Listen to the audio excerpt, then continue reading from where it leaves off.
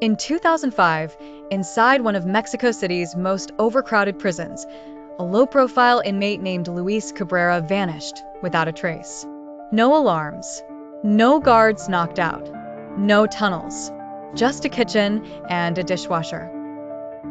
Luis was serving an 8-year sentence for car theft and fraud, not a violent criminal, but definitely a thinker.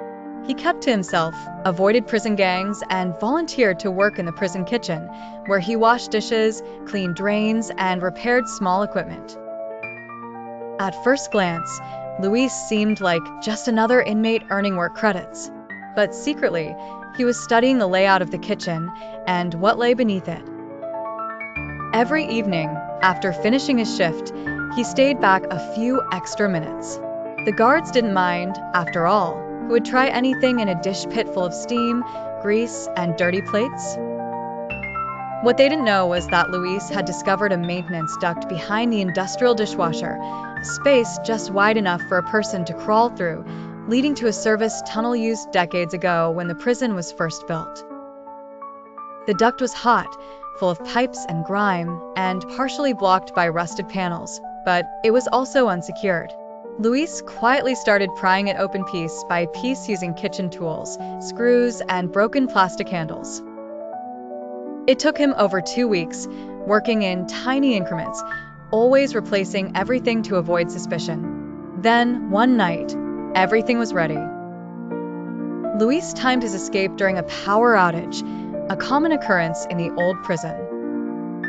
As the lights flickered, he slipped behind the dishwasher, crawled into the duct, and squeezed his way forward for nearly 30 meters through boiling air and filth, using only a small towel to protect himself from the hot pipes.